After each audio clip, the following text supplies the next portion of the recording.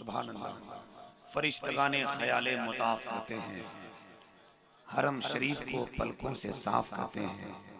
जमाना देख ले मंजर हरम की अजमत का, खुदा के घर का परिंदे तवाफ करते हैं।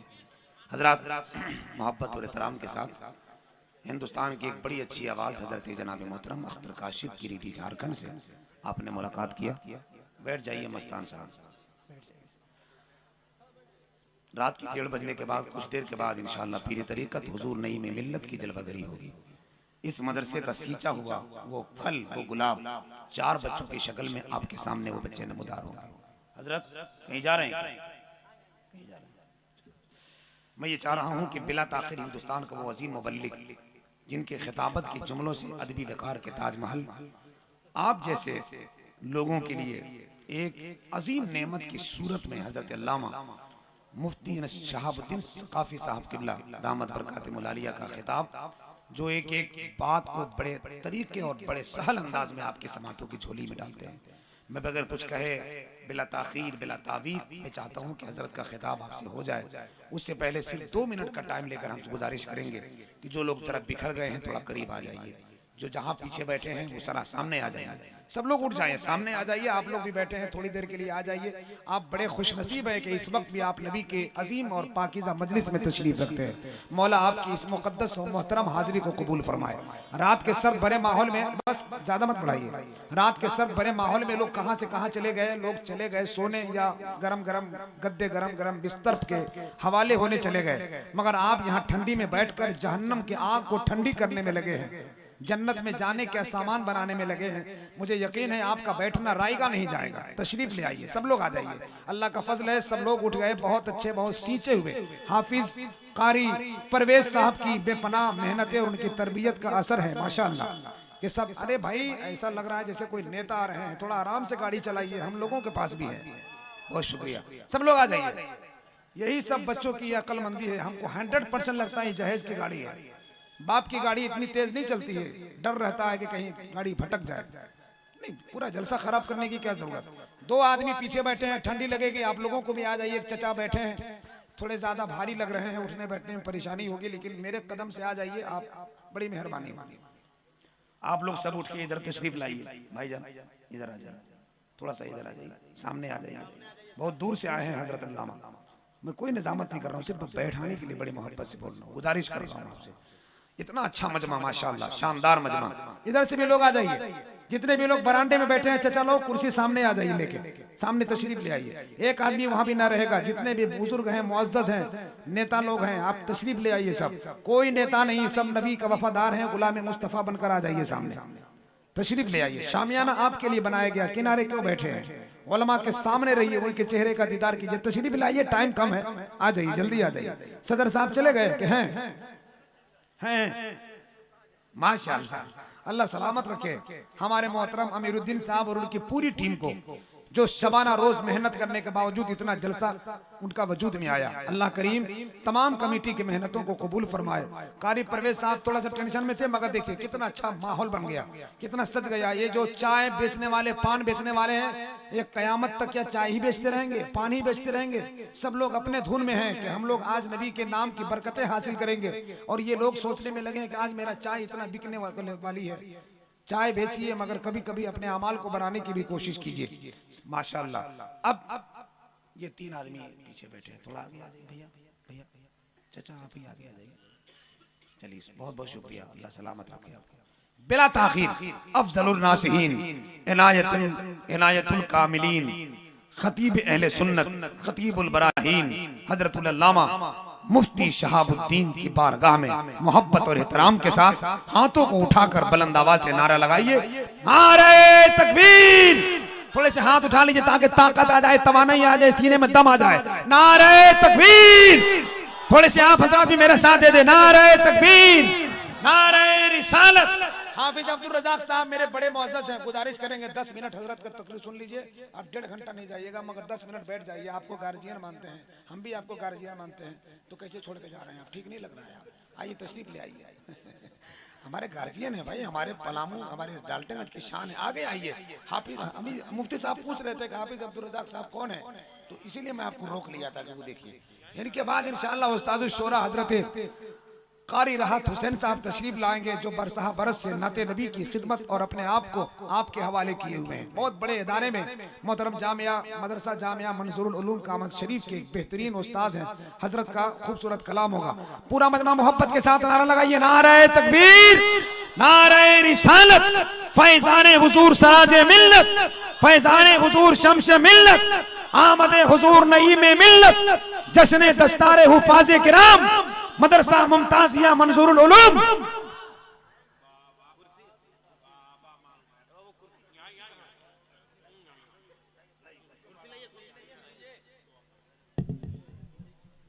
वाली कुर्सी नहीं है क्या?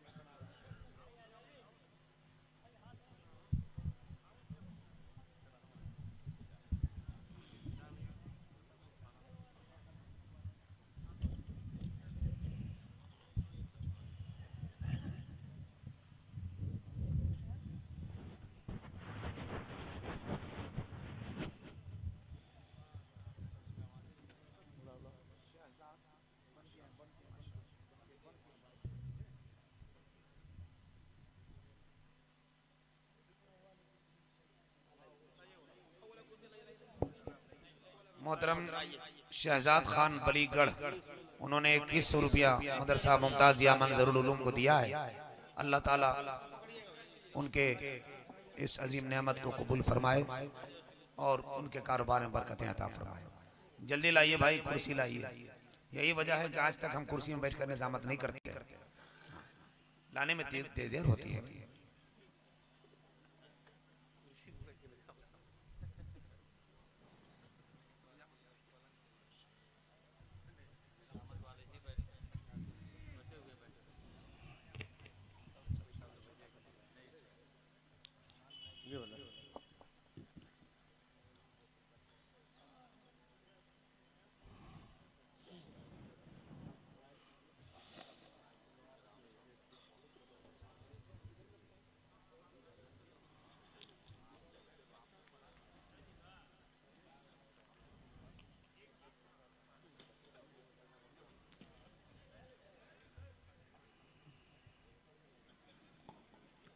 मेरे नूर पे तशरीफ फरमाओ। मुक़्तदर वज़ी वक़ार उलमाए मिल्लत इस्लामी, हाज़िरीन मजलिस,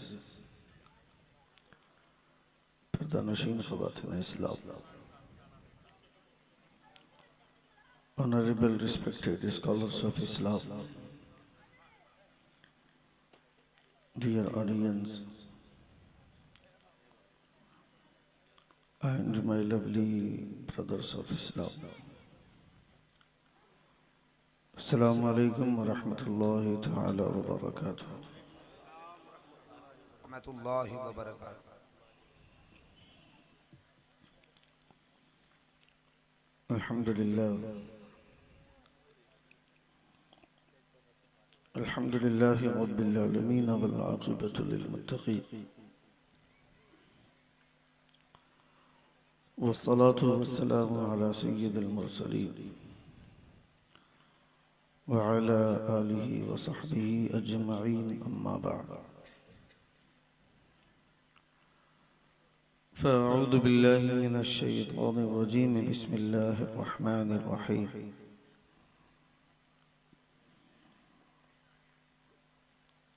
فذكر فإن الذكرى تنفع المؤمنين.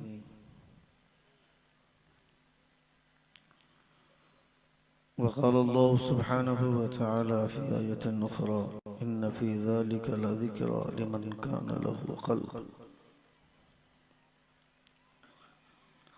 آمنت بالله صدق الله العظيم وصدق رسوله النبي الأمين المتين الكريم، ونحن على ذلك لمن الشاهدين والشاكرين. الحمد لله رب العالمين. बावाज़ बुलंद दुरूद शरीफ का नजराना पेश करें। अल्लाहुम्मा सल्ली अला सय्यदिना शफीना हबीबिना व नबीना मौलाना मुहम्मदिन व बारिक वसल्लम सलातुम व सलामुन अलैका या रसूल अल्लाह सल्लल्लाहु तआला अलैहि वसल्लम। नबी और आले नबी पर एक मर्तबा और बावाज़ बुलंद दुरूद पाक अल्लाहुम्मा सल्ली अला सय्यदना मौलाना मुहम्मदिन व अला आलिहि बारिक वसल्लम सल्लल्लाहु अलैहि वसल्लम व सलामुन अलैहि मौलाना मुहम्मदिन व बारिक वसल्लम सल्लल्लाहु अलैहि वसल्लम। सलातुम व सलामुन अलैका या रसूल अल्लाह सल्लल्लाहु तआला अलैहि वसल्लम। खुदाए वहदहु ला शरीक का बेपनाह शुक्र एहसान है कि इस वक्त हम और आप रसूल दी वक़ार सल्लल्लाहु तआला अलैहि वसल्लम की पाकीज़ा बज़्म बनाम रज़ाए हबीब कॉन्फ्रेंस में हाजिर हैं। अल्लाह रब्बुल इज़्ज़त हम तमामों की हाज़री को कबूल फरमाए।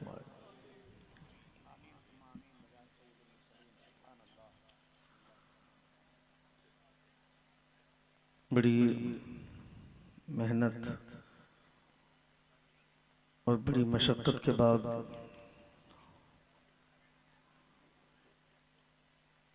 इस कदर शानदार तरीक़े से महफिलों का इनेकाद होता है।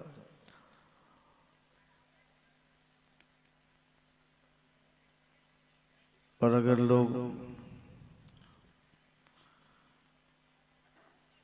महफिल रसूल में बैठने के बजाय सड़कों में वक्त ज़ाय करते हैं तो अफसोस होता है। अल्लाह रब्बुल इज़्ज़त हम तमामों को नबी कौनैन सल्लल्लाहु तआला अलैहि वसल्लम की बज़्म की पासदारी करने की खुदा तौफीक अता फरमाए। आमीन माशाअल्लाह। बड़ा अच्छा खिताब आपने मुझसे पहले हज़रतुल्लामा मौलाना आसिफ इकबाल साहब क़िबला मद्ददिल्लहु नूरानी से मुलाहिज़ा फरमाया।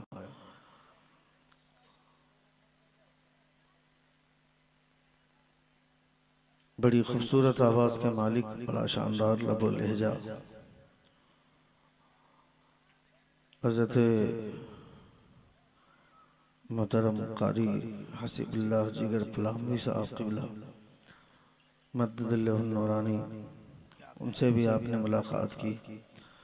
इस दरमियान एक बड़ी शाइस्ता शुस्ता साफ सुथरा लबो लहजा हज़रत मौलाना अख्तर काशिफ साहब क़िबला मद्ददिल्लहु नूरानी, जिन्होंने अपनी कलमी तवानाई का जौहर दिखाते हुए नवेद सहर को पूरे हिंदुस्तान भर में मुतारफ़ करवाया।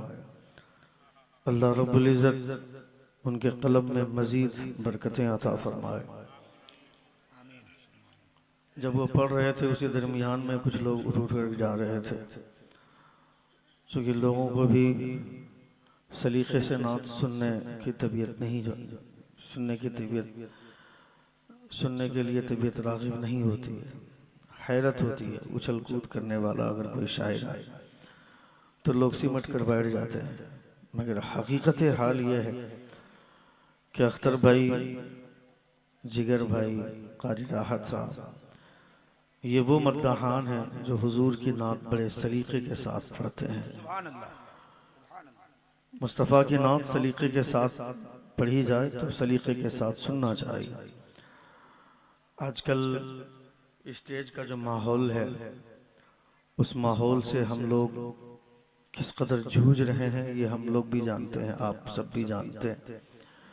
लेकिन कभी कभी अगर इस तरह का माहौल आपको मिलता है तो आपको उनका इस्तकबाल करना चाहिए, खैर मकदम करना चाहिए। स्टेज के सारे उलमा महजूज हो रहे थे जब अख्तर काशिफ भाई पढ़ रहे थे। आपसे ज्यादा दादो तहसीन स्टेज से मिल रहे थे, उलमा नवाज रहे थे, क्योंकि उलमा भी यही चाहते हैं कि हुजूर की नात मोहब्बत और सलीक़े के साथ पढ़ी जाए। क्योंकि कायनात में इससे बेहतरीन अमल क्या हो, इतना खूबसूरत अमल जिसको हुजूर ने पसंद फरमाया। रसूल दी वक़ार सल्लल्लाहु तआला अलैहि वसल्लम ने अपनी नात सुनकर हुजूर ने मोहब्बतों से नवाजा, इनामात से नवाजा। ये उलमाए किराम बड़ी मोहब्बत के साथ उन शायरों को नवाजते हैं जो हुजूर की नात सलीके के साथ पढ़ते हैं। अल्लाह रब्बुल इज़्ज़त इन तमाम उलमा को सलामत रखे। मैं अक्सर हर जगह पे बोलता हूँ कि गढ़वा पलामू के स्टेज पर उलमाए किराम के खुश अखलाक चेहरे देखने के बाद हिंदुस्तान भर के उलमा को सबक लेना चाहिए और सीखना चाहिए स्टेज पर बैठने की जिम्मेदारी क्या होती है और स्टेज पर कितनी खुश अखलाकी के साथ बैठना चाहिए। अल्लाह रब्बुल इज़्ज़त इन तमाम उलमा को सलामत रखे। कारी परवेज साहब ने बड़ी मेहनत की, मेरे दोस्त हज़रत कारी नूर आलम साहब, मोहम्मद अली साहब और दिगर वो तमाम तर शोहरा खुतबा नुखबा जो मेंबर नूर पर जलवाबार हैं, वो लायक मुबारकबाद है। मैं उनका ममनून हूँ, शुक्रगुजार हूँ कि वो बैठे हुए हैं। मेरे भाई हज़रत मौलाना जमाल अख्तर साहब क़िबला पलामवी मद्ददिल्लाहु नूरानी, ये हिंदुस्तान के वो वाहिद नकीब हैं जो अभी आवाज ठीक थी, आवाज ठीक थी अभी जो मैं बोल रहा था, जो जलसों के पीछे बड़ी मेहनत करते हैं, शुरू से आखिर तक मौजूदगी का एहसास दिलाते हैं। खतीब हो या शायर हो, कोई भी आता है तो उनके लिए एक अच्छा प्लेटफॉर्म तैयार करते हैं, एक अच्छी फिजाबंदी होती है, एक अच्छा माहौल साजगार करते हैं। बहुत सारे नुकबा को हम देखते हैं नाम पुकारते हैं दो चार शेर पढ़ने के बाद और नाम पुकार कर गले में हाथ, गाल में हाथ रख करके बैठ जाते हैं कोने में और पान चिबाते रहते हैं। उन्हें ये जिम्मेदारी महसूस करनी चाहिए। अगर आपको उतना ही गर्रा है तो फिर आप ये काम क्यों संभालते हैं। अल्लाह रब्बुल इज़्ज़त जमाल भाई को सलामत रखे, बड़े खुश अखलाक, इनके ज़ियाफ़त का जवाब नहीं। इनके घर में 4 मिनट बैठने के बाद इनके दस्तरखान की खुशबुएं बताती हैं कि आपका अखलाक कितना बुलंद है। अल्लाह रब्बुल इज़्ज़त ऐसी शख्सियतों को सलामत रखे। एक बार जोर से पूरा मजमा अपने दोनों हाथों को फिजा में लहरा कर कहें या रसूल अल्लाह, और एक बार कहें या हबीब अल्लाह। ये हुजूर की महफिल है। साउंड थोड़ा ठीक करें, पहले जो ठीक था जब मैं तमहीदी गुफ्तगू कर रहा था अच्छा था, हल्का सा डिले दे करके साउंड आप खोल दें। बहुत अच्छा साउंड है, बेस कम करें, हल्का सा ट्रेबल दे करके आवाज खोलें।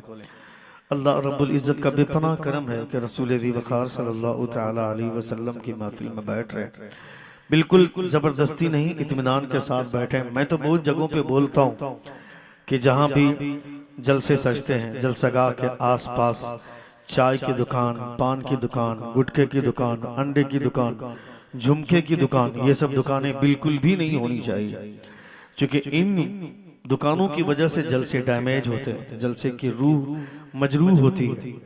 आधे से ज्यादा जितनी पब्लिक यहाँ पे है उससे ज्यादा पब्लिक सड़कों पर है। मैं जब आ रहा था उस वक्त भी यही माहौल था, मगर कुछ हद तक पब्लिक इतनी भरी हुई यहाँ पे लग रही थी जिससे हौसले बुलंद हो रहे थे, मगर आधे से ज्यादा पब्लिक जा चुकी है। ये इसमें से 5% लोग घर गए होंगे, बाकी लोग सड़कों पे घूम रहे हैं। कई जगह पे मैंने देखा कि लोग आग जला करके बैठे हैं और आग की गर्मी ले रहे हैं। रसूल दी वक़ार सल्लल्लाहु तआला अलैहि वसल्लम की ये महफिल सजाने के लिए कितनी मेहनतों के रास्तों से गुजरना पड़ता है। एक एक दरवाजे पर कई बार जाकर के भीख मांगना पड़ता है। अभी हम लोग क़यामगाह में थे, मौलाना आसिफ इकबाल साहब कह रहे थे कि अगर मदरसे की जिम्मेदारी ना होती तो जिंदगी में कभी रसीद नहीं पकड़ता। इतना घटिया काम है ये, लोग इतने लोग हिकारत की निगाह से देखते हैं, इतने नफरत भरी निगाह से लोग देखते हैं, जिनके हाथ में रसीद देख लेते हैं। वो जो उलमा आपके दरवाजे पर बार बार रसीद लेकर के जाते हैं, ये शामियाना लगाने के लिए 15,000 का लाउड स्पीकर साउंड लाने के लिए 5,000 रुपए का सिर्फ स्टेज लगा होगा। इतने सारे इंतजाम आपके बैठने के लिए है, और वो चाय की दुकान वाला आता है, चाय बेच करके पूरी महफिल खराब कर जाता है। गुटखा बेचने वाला पूरी महफिल को मजरूह करके चला जाता है।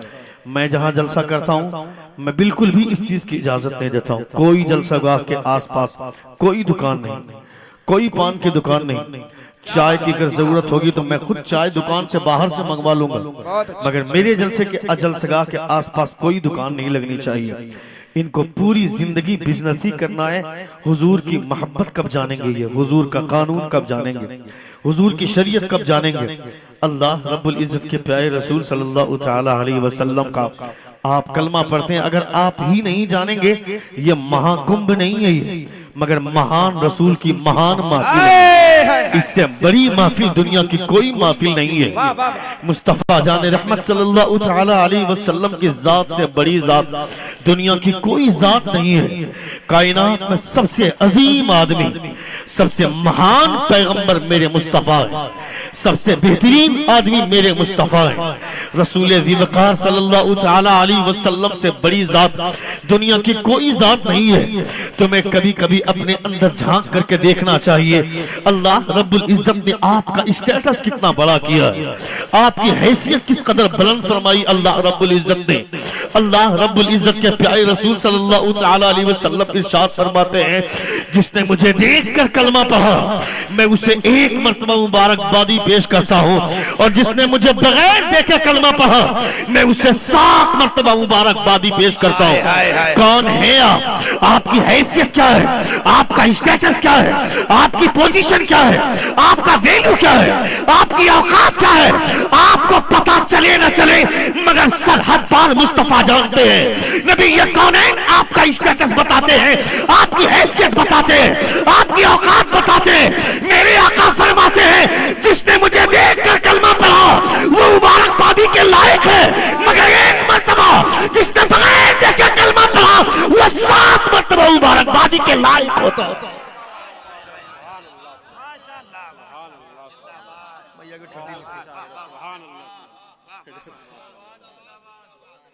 भैया को ठंडी लगतो, हमको तो ऐसे ही इतनी ठंडी लग रही है कि मैं चादर ओढ़ करके आया हूँ। वो भी ये चादर इतनी मजबूत नहीं, हम लोग मौलवी लोग गरीब होते हैं, उतने पैसे भी हम लोगों के पास नहीं होते। जमाल भाई को मैंने कहा कि कल मैं जाऊंगा डाल्टनगंज, आपके यहाँ से एक चादर हमको दिलवा दीजिएगा। बड़े दिल वाले ने कहा कि एक चादर दिलवा दूंगा, पैसा मैं ही दूंगा लेकिन चादर ये दिलवाएंगे। सुभान अल्लाह। एक बार जोर से कहे या रसूल अल्लाह, और एक बार कहें या हबीब अल्लाह।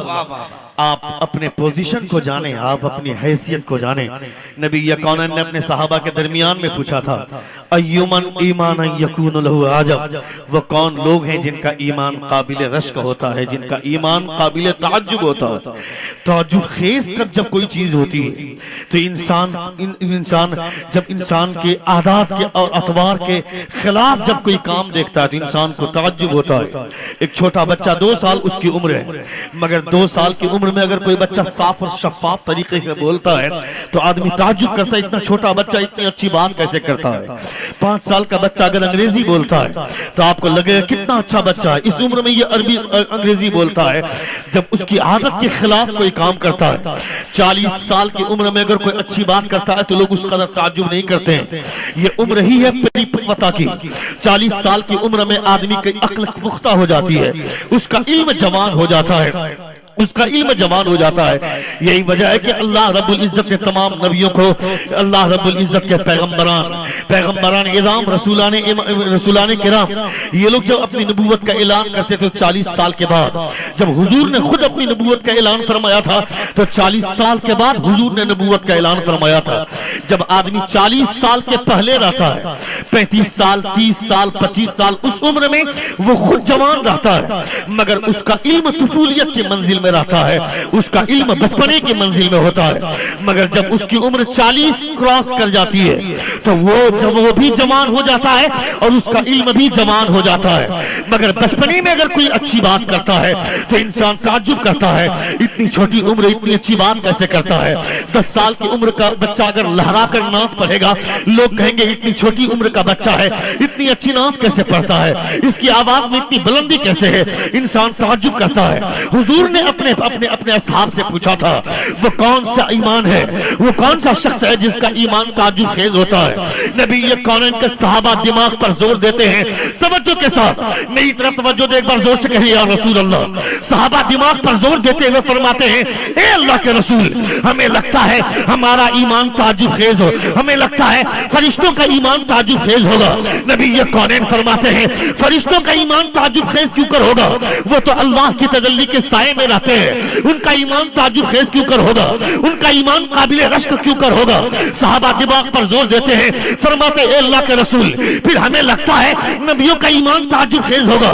नबी फरमाते हैं नबियों का ईमान ताजुब खेज कैसे होगा, नबियों पर खुदा की वही आती है, अल्लाह रब्बुल इज्जत के फरिश्ते उतरते हैं, उनके पास पैगामात आते हैं, उनका ईमान ताजुब खेज क्यों कर होगा। सहाबा दिमाग पर जोर देते हैं, फरमाते हैं अल्लाह के रसूल फिर हमें लगता है कि हमारा ईमान ताजुब खेज होगा। नबी ये कौनैन फरमाते हैं तुम्हारा ईमान ताजुब खेज कैसे होगा, तुमने हमें चांद को दो टुकड़े करते हुए देखा तब कलमा पढ़ा, तुमने दरख्तों को सजदा करवाते देखा तब कलमा पढ़ा, तुमने कंकरों को कलमा पढ़वाते देखा तब कलमा पढ़ा, तुमने डूबे हुए सूरज को वापस बुलाते देखा तब कलमा पढ़ा। फिर सहाबा फरमाते हैं अल्लाह के रसूल फिर खुदा जानता है और उसके प्यारे मुस्तफा जानते हैं। हुजूर फरमाते हैं ईमान असल में किसका ताज्जुब खेज होता है, सुनो हुजूर फरमाते हैं जिसने मुझे कभी देखा नहीं अपने उलमा से मेरा नाम सुनो, सुनकर मचल गया उसका ईमान काबिल रश्क होता है। क्या कहने माशाअल्लाह। हाथों को उठाकर इस्तकबाल, नारे तकबीर, नारे रिसालत, रज़ाए हबीब कॉन्फ्रेंस, फैजान हुजूर सराजे मिल्लत। आप एक बार सेट कर दे, जो करना आप कर, दोबारा मत आइएगा, बता दे रहा हूं। पहली बात तो ये कैमरे होने ही नहीं चाहिए, इन्हीं कैमरों की वजह से खुराफात आज के स्टेज में। कल तक एक देवबंदी मौलवी को सामने खड़े होने की जरूरत नहीं होती थी, खड़ा होने की वो एक खड़ा होकर के एक लफ्ज बोलने की हिम्मत नहीं होती थी, मगर इन सोशल मीडिया हरामकारी की वजह से देवबंदी अवाम सुन्नी उलमा को गाली देते हैं, वो पब्लिक गाली देती है हमारे खुराफात की वजह से। ये सोशल मीडिया की वजह से जो खुराफात आज हम सब रचाते हैं, सामने 4-5 कैमरे बड़े बड़े लग जाते हैं और कोई आदमी कैमरे के आगे नहीं बढ़ता, जैसे वो खाना काबा है, बदतमीजी हो जाएगी उसके आगे बढ़ जाने की वजह से। ये किस कदर बेवकूफी है। खबरदार खबरदार, तुम कैमरे वाले हो चाहे तुम कुछ भी वाले हो, बीच में आओगे डिस्टर्ब होगा। ये मेरे सामने जो अवाम बैठी है मेरे लिए यही काफी है, कैमरा रहे न रहे दुनिया में अल्लाह रब्बुल इज्जत ने हमारे दाएं और बाएं तरफ जो फरिश्ता मुकर्रर कर रखा है हमारे नाम आमाल को खुदा की बारगाह में पेश करने के लिए, ये फरिश्ते काफी हैं। अल्लाह फरमाता है किरामन कातिबीन यालमून मा तफअलून, ये जो नेकी और बदी लिखने वाले फरिश्ते हैं ये हमारे गुनाहों को लिखते हैं, ये हमारे अच्छे कामों को लिखते हैं। मगर खुदा का फजल देखो, अल्लाह फरमाता है, नबी ये कौनैन फरमाते हैं जब कोई बंदा गुनाह का इरादा करता है तो अल्लाह रब्बुल इज्जत के ये फरिश्ते लिखना चाहते हैं। खुदा फरमाता है रुक जाओ, मेरे बंदे ने गुनाह का इरादा किया है, जब तक गुनाह करेगा नहीं गुनाह लिखा नहीं जाएगा।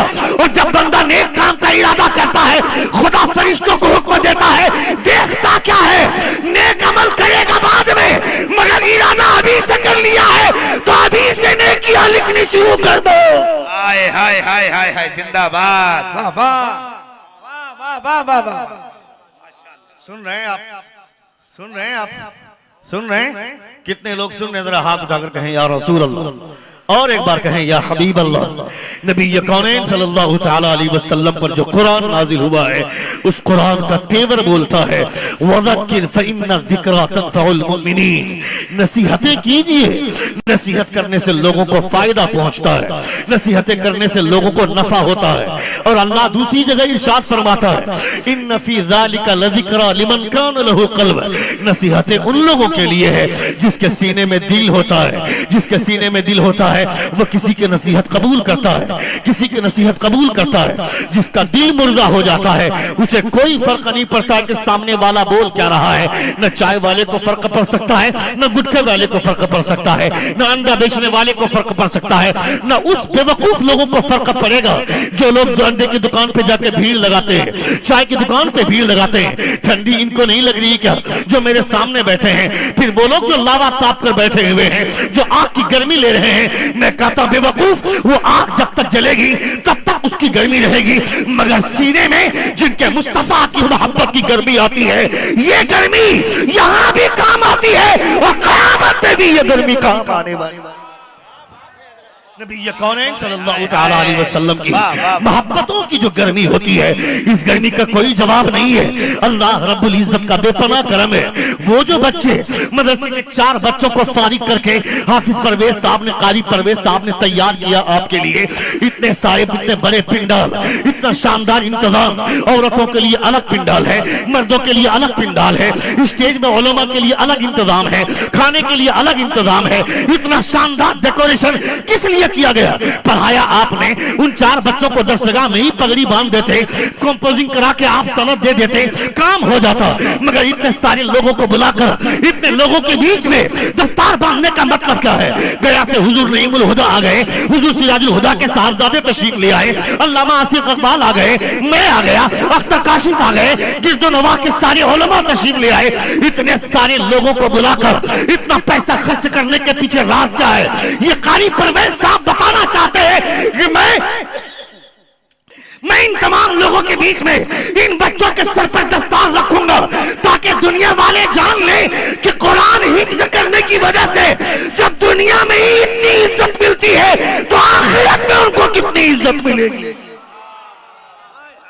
जरा कोई खड़ा होके तो नारा बुलंद करे, इतना चले। वाह जिंदाबाद, वाह वाह वाह वाह वाह, हाय माशाअल्लाह,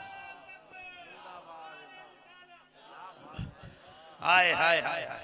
जब दुनिया में ही इतनी इज्जत मिलती है तो आखिरत में कितनी इज्जत मिलती होगी। आखिरत की इज्जत क्या होगी ये आप तो सोच भी नहीं सकते हैं, आप तसव्वुर भी नहीं कर सकते हैं। हुजूर फरमाते अल्लाह रब्बुल इज्जत गैब से निदा फरमाएगा, पढ़ता जा, चढ़ता जा। हाफिज कुरान कुरान की आयतों को पढ़ता जाएगा, ऊपर चढ़ता जाएगा, बुलंद मर्तबे की सीढ़ियों को चढ़ता जाएगा। इसलिए अपने बच्चों को हाफिज कुरान बनाइए। अल्लाह के प्यारे रसूल फरमाते हैं, खुदा ने अगर तुम्हें 4 औलादें दी हैं, उन 4 औलाद में से किसी एक को हाफिज कुरान बना दो। जिन बच्चों के पीछे लाखों रुपए खर्च होते हैं, जिन बच्चों के पीछे आदमी पूरी जिंदगी परेशान रहता है, वो बच्चा डॉक्टर बनने के बाद बेंगलोर में जॉब करता है, दूसरा बेटा इंजीनियर बन गया हैदराबाद में रहता है, तीसरा बेटा प्रोफेसर बन गया वो बिहार के मुजफ्फरपुर में जॉब करता है। मगर एक गरीब बच्चा किसी मस्जिद में 7,000 की तनख्वाह पा करके वो अपनी माँ से हर हफ्ते मिलने के लिए आता है।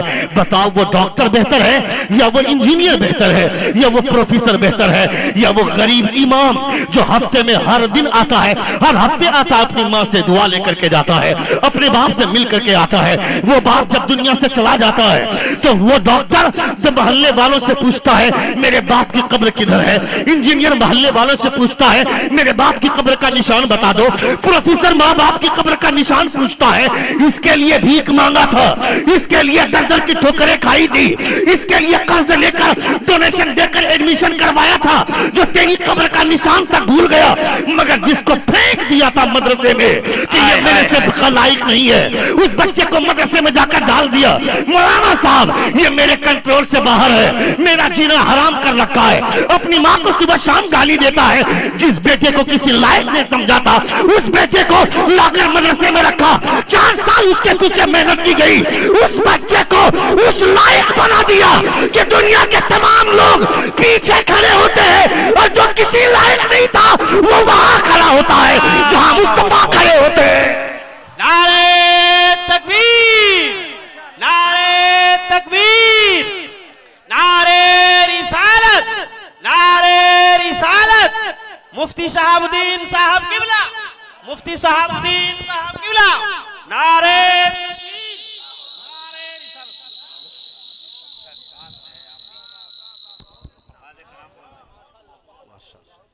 नारे तकबीर, नारे रिसालत। उलमाए अहले सुन्नत मदरसा मुमताजिया मंजूरुल उलूम जड़गढ़, मुफ्ती शहाबुद्दीन साहब किबला, हुफ्फाज़े किराम, जलसे दस्तारबंदी, सरजमीने जड़गढ़, नारे तकबीर, नारे रिसालत। जोर से बोले एक बार या रसूल अल्लाह, या रसूल अल्लाह। पूरा मजमा हाथों को फिजा में लहरा कर कहें या हबीब अल्लाह। अल्लाह रब्बुल इज्जत का बेपनाह करम है, रसूल ज़ी वक़ार सल्लल्लाहु तआला अलैहि वसल्लम का लाख लाख शुक्र एहसान है कि आप आज भी मदरसे से मोहब्बत करते हैं। मदरसा मुमताजिया मदरसा मुमताजिया, अल्लाह रब्बुल इज्जत इस इदारे की दीवार को सलामत रखे। इस इदारे की जो खुशबुएं आप तक पहुंचती है उस खुशबू को अल्लाह रब्बुल इज्जत सलामत रखे। जो बच्चा किसी लायक नहीं था वो बच्चा इस लायक बन गया कि अब उसका बाप वहां खड़ा होगा जहां सिद्दीक अकबर खड़े होते थे, उमर फारूक खड़े होते थे, हजरत उस्मान गनी खड़े होते थे, हजरत अली खड़े होते थे, और उसका बेटा जो किसी लायक नहीं था अब वो वहां खड़ा होगा जहां खुद मुस्तफा खड़े होते थे। यानी कुरान खड़ा होकर के मेहराब पर सुनाएगा। इन चार हुफ्फाज को देखने के बाद आपका दिल गदगद नहीं होता है क्या? आपके रोंगटे खड़े नहीं होते क्या? आपको नहीं लगता है क्या इन चारों बेटों में से किसी कोई एक बेटा मेरा होता या उस जगह पे मेरा बेटा बैठता तो आपको कितनी खुशी होती? मगर हमने अपने बेटे को आवारा बनाकर छोड़ा। मेरा बेटा मोहल्ले में चौकीदार बनकर कुत्तागिरी करता है, पबजी खेलता है, फ्री फायर खेलता है। बाप फख्र से नाज करता अपने बेटे के ऊपर कि मेरा बेटा धड़ाम धड़ाम गोली मारता है। उसकी बीवी उससे झगड़ा करती है जब बेटे के मोबाइल में रिचार्ज खत्म हो जाता है। उस बेवकूफ बीवी को तमाचे मार जो तुझसे रिचार्ज करने के लिए झगड़ा करती है कि बेटे के मोबाइल में रिचार्ज क्यों नहीं करते हो। मगर तेरा बेटा फजर की नमाज छोड़ गया, न तू नाराज होता है न तेरी बेबी नाराज होती है। तेरा बेटा कुरान पढ़ना नहीं जानता है न तू नाराज। अरे यार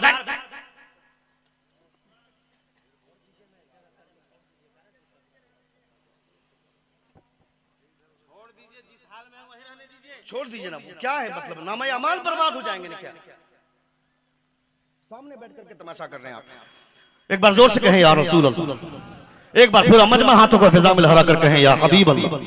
और एक बार कहें या रसूल अल्लाह। मदरसे के बच्चों के पीछे लोग पड़े रहते हैं। कुछ ऐसे भी नाहंजार लोग हैं जो 24 घंटे मोहतमिम साहब के पास आकर के शिकायत करते हैं। बच्चों को देख लिया बाजार में थोड़ा सा घूमते हुए तो आकर के शिकायत कर दिया। मगरिब के बाद किसी जरूरत से बच्चा मार्केट गया आकर के शिकायत कर दी। मैं कहता हूं तुम्हारा यही काम है क्या? कुछ लोग फजर की नमाज में जाते हैं, कभी कभी जाते हैं मस्जिद में, और मस्जिद में जाकर के देखते हैं कि कौन बच्चा आया है कौन बच्चा नहीं आया नमाज पढ़ने के लिए। आकर इमाम साहब को तंग करता है, मोहतमिम साहब को तंग करता है कि मोहल्ले मदरसे में 25 बच्चे हैं, हमने देखा 20 ही बच्चे आए हुए थे। मैं कहता हूं तेरे वकूफ, तेरे घर में 10 लोग हैं, उन 10 लोगों में से एक आदमी को भी नमाज पढ़ने की तौफीक नहीं होती है, और मदरसे के बच्चों की आकर गिनती करता है। मैं बोकारो थर्मल में रहता हूं, मेरा मदरसा बोकारो थर्मल में चलता है लड़कों का। मेरे दुमका शहर में लड़कियों का मदरसा चलता है। एक मदरसा मेरा उड़ीसा में चलता है। अल्हम्दुलिल्लाह मैं 3 मदरसे का नाजिम हूं। मैं जानता हूं इस दर्द को महसूस करता हूं। मैं इस प्रॉब्लम को जानता हूं। मीटिंग के दरमियान में एक आदमी ने कहा था कि मुफ्ती साहब मदरसे में एक बच्चे फजर की नमाज में नहीं आते हैं, जरा इस पर तवज्जो डालिएगा। मैंने कहा इतनी ठंडी में तेरे घर में कितने लोग हैं बता? कहा 10 लोग हैं। मैंने कहा उन 10 लोगों में से एक आदमी को मैंने कभी मस्जिद में देखा नहीं है, और तू मदरसे के बच्चों की गिनती करता है। जिस दिन तेरे 10 औलादें मस्जिद में आ जाएंगी, मदरसे का एक बच्चा भी मस्जिद में सारा बच्चा मस्जिद में नजर आएगा। दूसरों पर नजर डालने से पहले अपने गिरेबा को झांक कर देख और ये सोच मदरसे के बच्चे वो बच्चे हैं जो किसी काबिल नहीं होते हैं, मगर वही पूरी दुनिया को काबिल बनाने का लायक हो जाता है। जोर से बोलिए, जोर से बोलिए, जोर से बोलिए। जो किसी लायक नहीं होता है उसे इस काबिल बना दिया जाता है कि वह दूसरों को लायक बनाता है।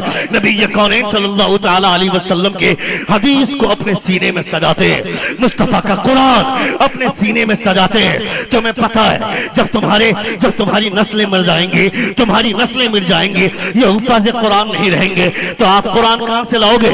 अभी कुछ दिन पहले हादसा हुआ था ना, 1 साल पहले वो वसीम राफिजी कुत्ते ने कहा था कि कुरान मुकद्दस की 26 आयतें बदल दो, कुरान मुकद्दस की 26 आयतें हटा दो।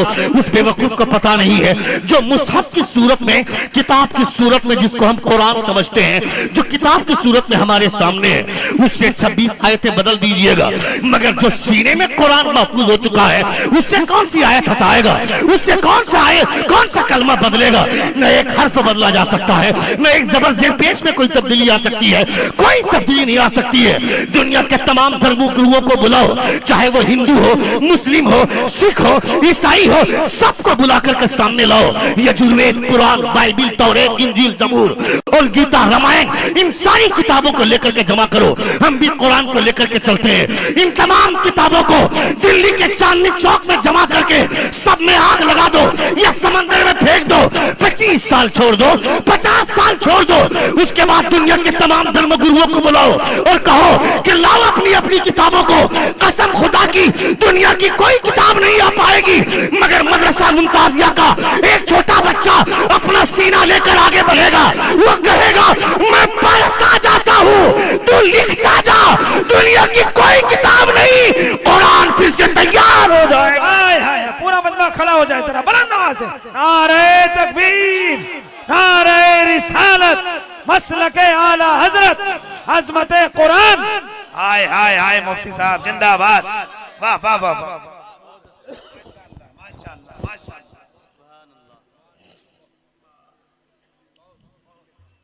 सुन रहे हैं आप? सुन रहे हैं? सुन रहे हैं? कितने लोग सुन रहे? जरा हाथ उठाकर कहें या रसूल अल्लाह, और एक बार कहें या हबीब अल्लाह। दुनिया की कोई किताब नहीं मगर कुरान फिर से तैयार हो जाएगा। इसलिए मदरसे की बका जरूरी है, मदरसे की बका जरूरी है, मदरसे का उरूज जरूरी है। मदरसे के मुदर्रिसीन या असातिज़ा जब जाते हैं आपके पास चंदा करने के लिए, चेहरा जो आप बासी पकोड़ा की तरह बना करके मौलवी को गिरी हुई निगाह से देखते हैं, खबरदार ऐसी हरकतें मत कीजिएगा। उंदुलुस की धरती पर 1000 साल तक मुसलमानों ने हुकूमत की। बड़े बड़े साइंसदान वहां से तैयार हुए, बड़े बड़े साइंटिस्ट वहां से तैयार हुए। जो केमिस्ट्री पर किताबें पढ़ाई जाती है, फिजिक्स पे किताबें पढ़ाई जाती है, इल्म कीमिया पर सबसे पहले जो किताब लिखी है हजरत अल्लामा इमाम फखरुद्दीन राजी रहमतुल्लाह ताला अलैह, उन्हीं की किताबों को अनुवाद करके, तर्जुमा करके, ट्रांसलेट करके लोग फिजिक्स और केमिस्ट्री जैसी किताबों को जन्म देकर के बच्चों को पढ़ा रहे हैं कॉलेज में। मैं कहता हूं बड़े बड़े साइंसदान वहां से बाहर हुए, बड़े बड़े साइंटिस्ट स्पेन की धरती की देन है। मगर वहां धीरे धीरे जब उरूज करने लगे लोग, मुसलमानों ने मदरसे को अहमियत देना छोड़ दिया, मदरसे का वकार मजरूह किया। धीरे धीरे मदरसे बंद हो गए। 1000 साल तक इस्लामी हुकूमत रही, 1000 साल तक मुसलमानों की हुकूमत रही, मगर मदरसे की दीवारें नाबूद हो गई, मदरसे की दीवारें मुस्मार हो गई, मदरसे का उरूज खत्म हो गया, मदरसे से यह प्रोडक्शन निकलना बंद हो गया। तो क्या हुआ? मुसलमानों को मूली और गाजर की तरह काटा गया। उंदुलुस की धरती पर कोई नाम लेने वाला इस्लाम का नहीं था। ऐसी हालत हो गई। मैं कहता हूं अगर तुम अपनी बका चाहते हो, अपनी नस्लों की हिफाजत करना चाहते हो, अपने घर में तलवार रखने की जरूरत नहीं है, अपने घर में बंदूक रखने की जरूरत नहीं है, अपने घर में आइटम बम रखने की जरूरत नहीं है। हर घर में एक हाफिज कुरान रहे, पूरी नस्लों की बका हो जाएगी, पूरी नस्लों की हिफाजत हो जाएगी। पूरी नस्लों की बका के लिए अपने बच्चों को कुरान पढ़ाना जरूरी है। मेरा बेटा मेरे मरने के बाद एक आयत पढ़ नहीं सकता है, जाकर चंदा करेगा। आप कितना खत्म दे रहे हैं, आप कितना खत्म दे रहे हैं। देखना शबे बारात में किस कदर ढोंगना चाहते हैं ये लोग। देखना शबे कद्र में और शबे बारात में आ गया चंदा लेने के लिए, इमाम साहब आप 10 खत्म दे दीजिए। 10 खत्म देने के बाद बोलता है बस 10 खत्म। फला मौलाना साहब का पिछले साल गया था तो वो 25 खत्म हमको दिए थे। ये जो 1 खत्म 2 खत्म 25 खत्म का जो चंदा कर रहा है वो मौलवी दे रहा है तुमको, वो 15 खत्म दे रहा है, 20 खत्म दे रहा है। इससे क्या समझता है? तेरा बाप जन्नत में चला जाएगा, तेरे बाप को जन्नत मिल जाएगी। ये करने से बेहतर होता किसी मौलवी के पास 1 घंटा बैठकर अलहम्दु शरीफ पढ़ना सीख जाता। बंद कमरे में बैठकर 1 मरतबा अलहम्दु शरीफ पढ़कर दिल से अपने बाप को बख्श देता, अपने बाप के लिए दुआ कर देता। कसम खुदा की 15 खत्म कुरान चंदा करके जो काम नहीं होता वो काम दिल से 1 मरतबा अलहम्दु शरीफ पढ़ने की वजह से आपको हो जाता। 1 मरतबा अलहम्दु शरीफ। क्यों? हुजूर फरमाते हैं जो दुआ दर्द के साथ मांगी जाती है वो दुआ खुदा कबूल फरमाता है। जब आप अपने बाप के लिए दुआ करेंगे उस दुआ में दर्द होगा, आपकी आवाज में लहर पैदा होगी, आपकी आवाज में कपकपी तारी होगी। मैं इसके खिलाफ नहीं हूं कि आप अगर पढ़ना नहीं जानते हैं, मदरसे के उस्ताद से आप अगर कुरान शरीफ पढ़वाते हैं, या बहुत सारे मदरसों में एक रिवायत है, बहुत सारे मदरसों में सिस्टम है कि बच्चे उठते हैं फजर की नमाज के बाद वो एक एक पारे की तिलावत करते हैं, वो सारी तिलावतों को यकजा करके इमाम साहब या मोहतमीम साहब रख लेते हैं और उसके बाद जब लोग आते हैं तो उसे एक खत्म या दो खत्म उसको देते हैं ताकि वो अपने मरहूमीन के बख्शे। मैं इसके खिलाफ नहीं हूं, मगर तुम जो रसीद लेकर, तुम जो कॉपी लेकर के घूमने निकल जाते हो और वही आदमी जो जाकर 15 खत्म 25 खत्म 120 खत्म चंदा करके लाता है, इमाम साहब से मोहतमीम साहब से मिल करके लाता है, मदरसे बच्चों से मांग कर लाता है, उसी आदमी के पास जब रमजान में जाते हैं चंदा करने के लिए तो मौलवी को देखकर बोलता है इस साल मैंने फैसला कर लिया है, मैंने ज़कात की रकम किसी को नहीं देनी है, मेरे मोहल्ले में गरीब बच्ची की शादी है, हमको उसकी शादी में देना है। तू अपने ज़कात के पैसे से उसको एसी खरीद कर दे रहा है, उसको फ्रिज खरीद कर दे रहा है, उसको कूलर खरीद कर दे रहा है, उससे बाइक खरीद कर दे रहा है। कभी किसी मुफ्ती से पूछा ये लगाना जायज है कि नहीं है, इसकी सब देना जायज है कि नहीं है? जहेज की रकम में तू खर्च करेगा ज़कात के पैसे को, ज़कात की रकम को खर्च करेगा बाइक दे करके, एसी दे करके, कूलर दे करके, फ्रिज दे करके। किसी मौलवी को पूछा तुमने ये जायज है कि नाजायज है? मैं कहता बेवकूफ, किसी बेटी की मदद करना है तो ज़कात की रकम से मदद मत कर, अपने हलाल कमाई से मदद कर, अपने अताया के रकम से मदद कर और ज़कात के पैसे मदरसे में दे ताकि गरीब बेटियों की शादी भी हो और निकाह पढ़ाने वाले उलमा भी तैयार होते रहे। क्या कहने यार, सलामत रहिए, जिंदाबाद। वाह ज्यादातर कुछ लोग जो नया नया जो सेठ बनते हैं, नए नए जब पैसे आते हैं तो वो पैसे का ढोंग रचाता है, शोहरत दिखाता है। ले आया 100 पीस साड़ी और 50 पीस सलवार सूट ले आया, उसके बाद कैमरा करता है वो और गरीब औरतों को लाइन में लगा करके उसको वो साड़ी देता है और उसको भी सोशल मीडिया में छोड़ देता है। बेवकूफ, इसे तू सेठपनी दिखाता है, अपनी अय्याशी जाहिर करता है। उसकी गुर्बत को दुनिया नहीं जानती थी, वो औरत गरीब थी मगर कोई नहीं जानता था, वो जानती थी सिर्फ।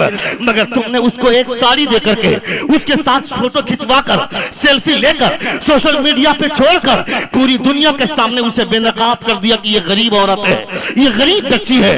ये तमाशा जो करेगा जिंदगी भर साड़ी बांटता रहेगा, कोई फायदा होने वाला नहीं है। अगर देना ही है तो इस ख्याल से दे कि मैं देता हूं, वो लेती है, इसको मेरे और उसके अलावा कोई नहीं जानता है, मेरा रब जानता है और उसके प्यारे मुस्तफा जानता है।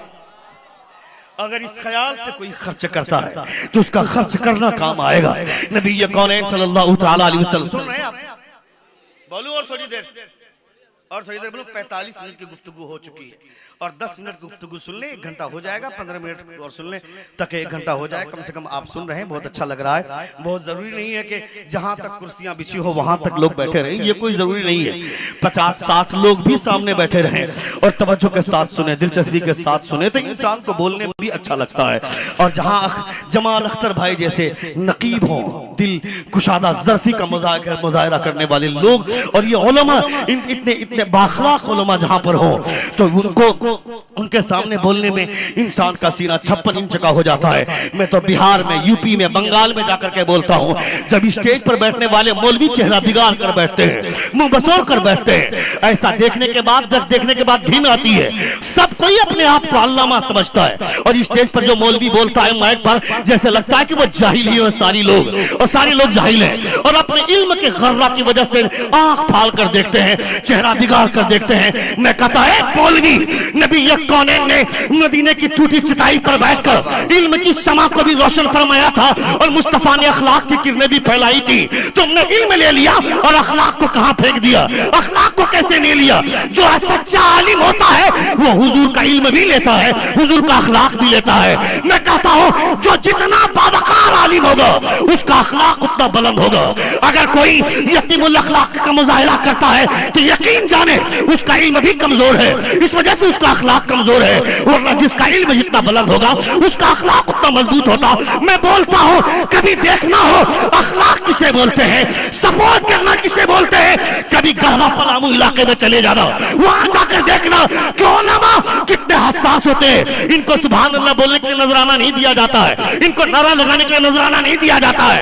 ये समझ कर बैठते हैं बोलने वाला कहां से आया है उससे मतलब नहीं है, ये महफिल मेरे रसूल की है, ये जलसा रसूल का है, ये जिक्र मेरे मुस्तफा का हो रहा।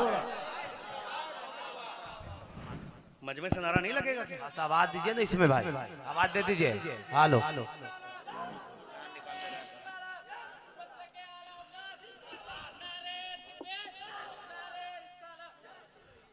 मदरसे के बच्चों के लिए दिल बड़ा रखिए। मदरसे के बच्चे कोई फरिश्ता नहीं है जो इनसे गलती नहीं हो सकती है। मदरसे के बच्चे भी इंसान हैं, इनके लिए दिल बड़ा रखिए। कभी कभी ऐसा होता है क्या नारे रिसालत उलमाए अहले सुन्नत हजरत अल्लामा सऊद साहब क़िबला मिसबाही, ये देखिए अल्लामा सऊद आलम साहब क़िबला मिसबाही और ये तमाम तरह उलमा मेंबर नूर पर जलवावार हैं। अल्लाह रब्बुल इज्जत सलामत रखे। एक बार जोर से कहें या रसूल अल्लाह और एक बार कहें या हबीब अल्लाह। कभी कभी ऐसा होता है मदरसे में, सुनिएगा आप गौर से सुनिएगा, मदरसे में कभी कभी ऐसा होता है मगरिब के बाद आप चले आते हैं मदरसा और आते कहते हैं हजरत एक बच्चा दीजिए, हमारे घर में फातिहा पढ़ने के लिए जाएंगे। वो जो मगरिब से इशा तक का जो वक्त होता है ये बच्चों के सबक याद करने के लिए सबसे अहम वक्त होता है। उस वक्त बच्चे सबक याद करते हैं, वो सबसे बेहतरीन वक्त होता है, सबसे साफ वक्त होता है। बच्चे उस वक्त मगरिब से इशा तक चाहे 1 घंटा पढ़े चाहे 2 घंटा पढ़े, वो उस वक्त जो सबक याद करते हैं उसी वक्त के सबक को याद करते वो बच्चा सुबह में दरसगाह में बैठ करके सुनाता है। अगर मगरिब से इशा तक बच्चा मसरूफ रह जाए, इशा के बाद कोई 4 घंटा भी पढ़ लेगा तो उतना बड़ा काम नहीं होता जितना बड़ा काम मगरिब से इशा तक के दरमियान का होता है। उस वक्त आप आ गए मदरसे के मोहतमिम से मुलाकात के लिए और कहे कि हजरत मेरे घर में फातिहा पढ़ने के लिए एक बच्चा चाहिए। आप बच्चे को लेकर के चले गए, बाइक पर बिठा कर लेकर चले गए। वहां बच्चों को 5 रुपया आपने मुसल्ले पर रख दिया, जैसे ये भिकमंगा हो। भिकमंगा मुसल्ले पर ही 5 रुपया रख देते हैं ये बेवकूफ। मैं कहता हूँ फातिहा पढ़ लेने देते, उसके बाद उसे मोहब्बत से पानी पिलाते, उसे पानी पिलाते, मिठाई खिलाते, उसके बाद उसको 50 रुपया दे दिए होते, 100 रुपया दे दिए होते, वो बच्चा रास्ता भर तुमको दुआएं देता हुआ आता।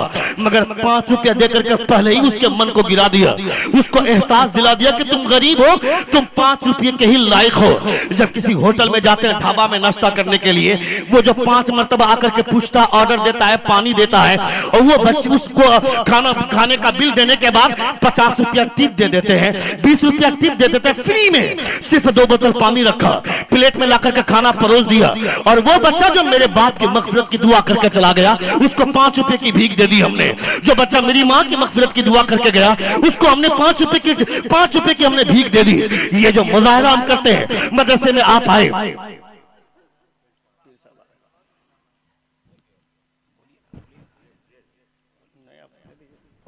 माशाअल्लाह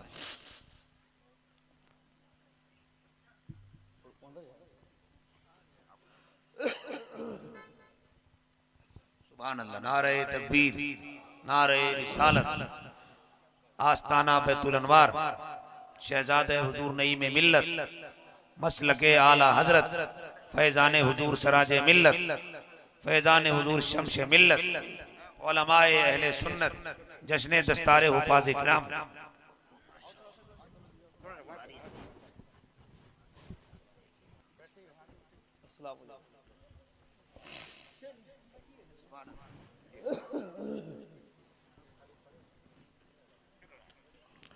एक बार जोर से कहें या रसूल अल्लाह।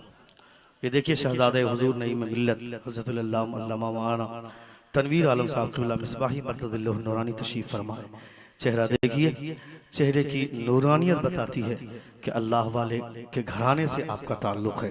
हुजूर सिराजुल हुदा अलैहिर्रहमा के पोते अल्लामा तनवीरुल हुदा साहब क़िबला मिसबाही मददुल्लाह नूरानी। अल्लाह मैं जानता हूँ कभी कभी अगर नाम भूल जाऊँ तो आप उससे परेशान मत होइए। मैं उस मदरसे में पढ़ा हूँ, ऐनुल उलूम में मैंने पढ़ा है। हुजूर नईमुल हुदा की दुआएं मुझको मिली हैं। हुजूर सिराजुल हुदा अलैहिर्रहमा की बारगाह पे बार बार हाजिरी दिया हूँ मैं। जब वहाँ पढ़ाई हूँ तो आप जान सकते हैं ये उन्हीं की दुआओं की बरकतें हैं जो आपके सामने बोल रहा हूँ। अल्लाह रब्बुल इज्जत सलामत रखे। एक बार जोर से कहें या रसूल अल्लाह। जिस वक्त मैं पढ़ रहा था अल्लामा तनवीर साहब क़िबला मददुल्लाह नूरानी जो शहजादे हुजूर नईमुल मिल्लत है, नबी रहे हुजूर सिराज मिल्लत है, उस वक्त ये बहुत छोटे थे। उस वक्त मदरसे में कदम तक भी इन्होंने नहीं रखा था, लेकिन हाँ चलते फिरते थे। मगर आज देखिए अल्लाह रब्बुल इज्जत शेर के बच्चों को शिकार करना नहीं सिखाया जाता है।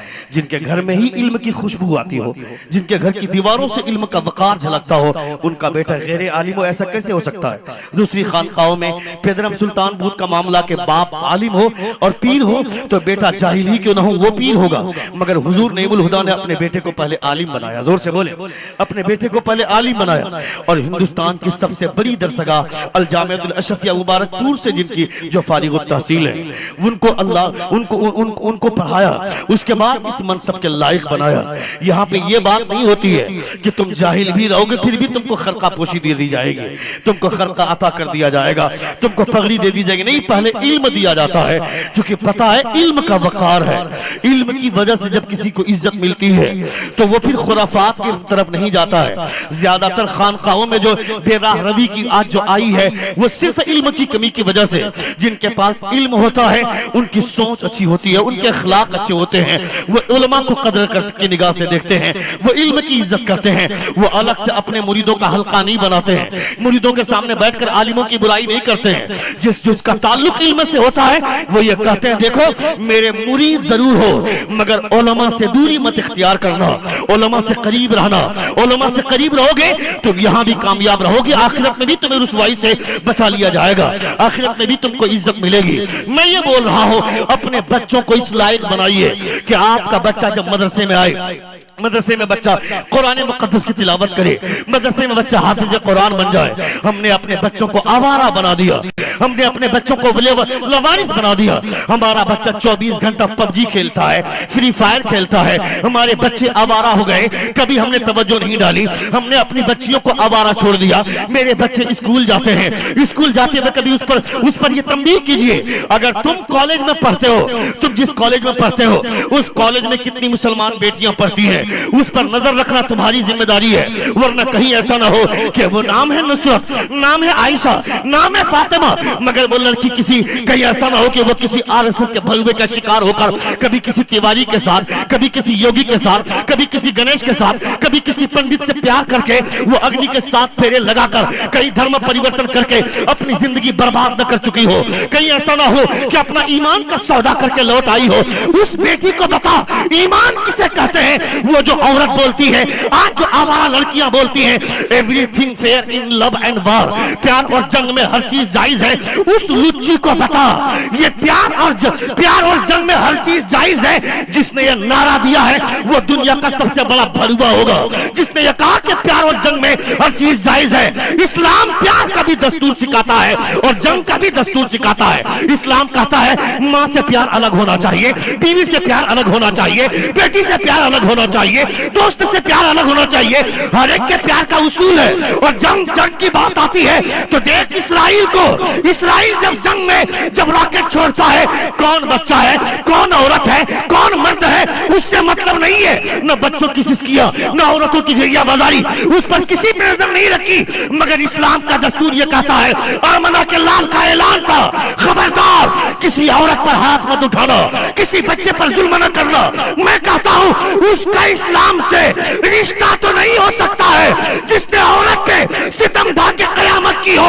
1400 साल की तारीख उठाकर देखो, हमने जंगों में भी औरत की हिफाजत की है।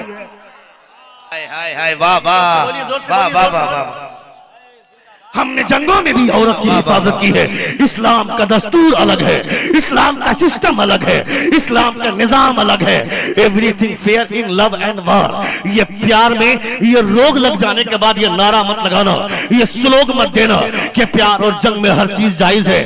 उस बेवकूफ और आवारा लड़की को समझा, उसे बता कि शादी से पहले जो प्यार होता है ये वो प्यार है जिसमें शैतान का हाथ होता है, मगर शादी के बाद जो प्यार होता है उसमें शैतान का हाथ नहीं, रहमान का हाथ होता है। शादी से पहले जब एक लड़का एक लड़की से हाथ मिलाता है तो अल्लाह रब्बुल इज्जत दोनों की कब्र में 99 सांप को मुसल्लत फरमाता है।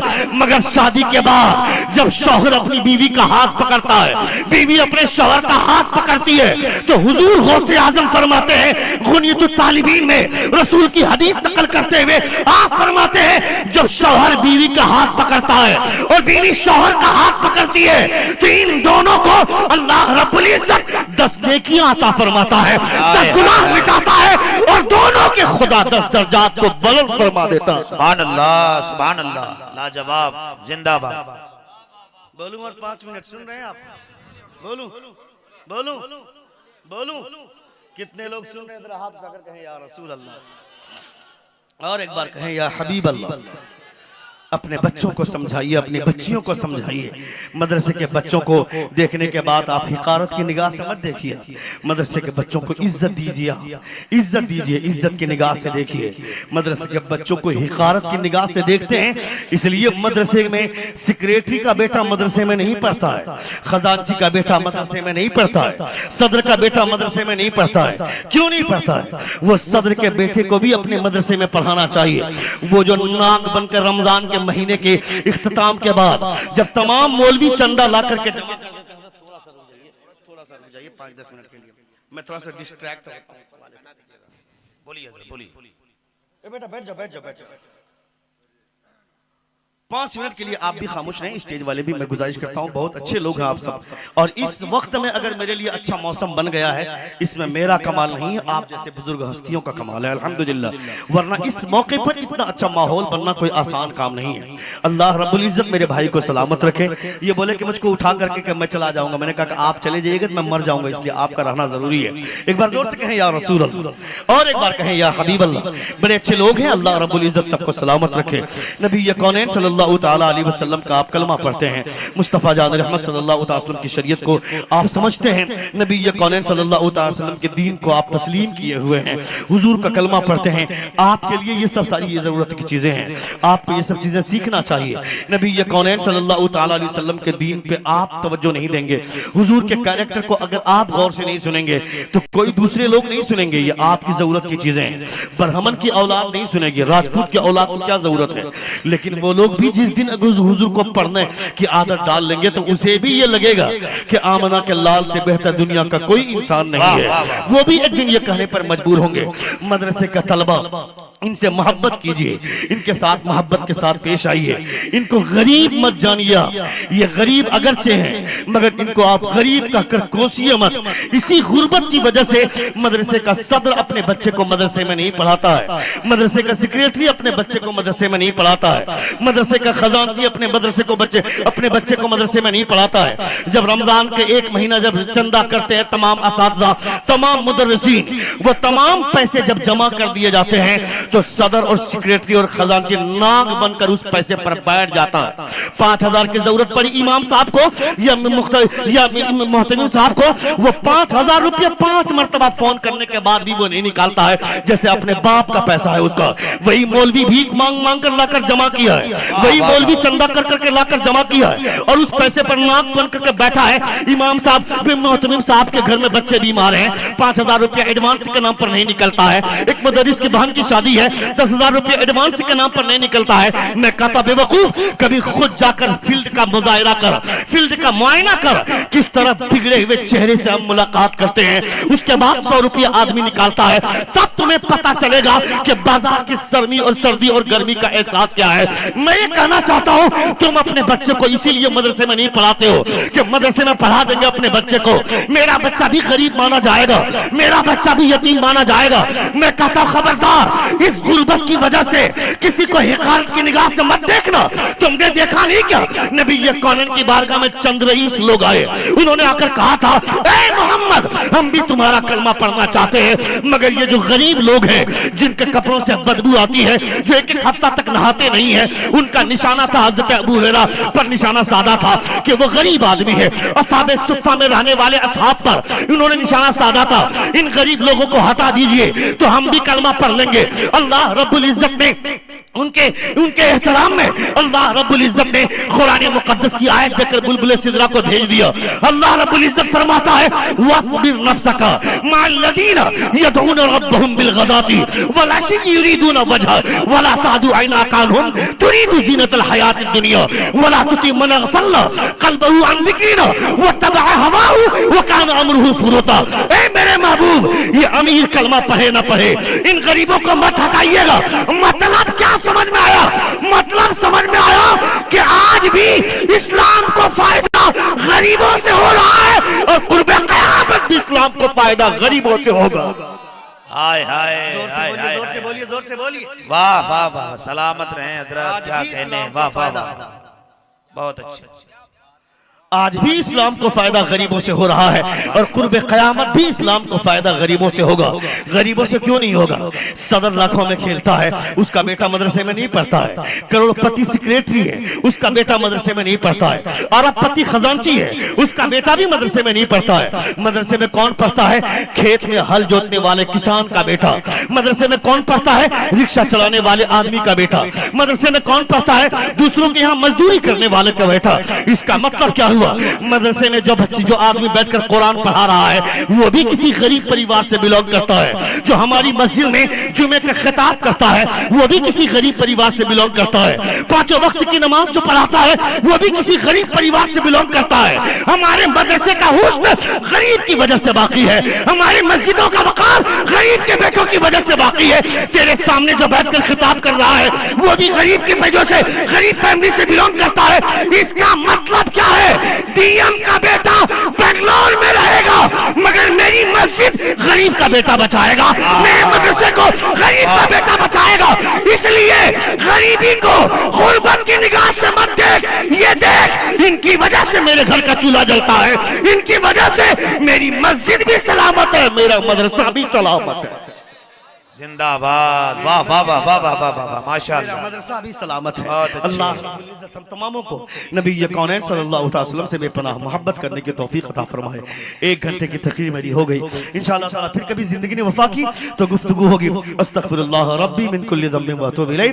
जोर से कलमा शहादत पढ़िए, अशहदु अल्ला इलाहा इल्लल्लाह व अशहदु अन्ना मुहम्मदन अब्दुहु व रसूलुहु। अस्सलामु अलैकुम व रहमतुल्लाह।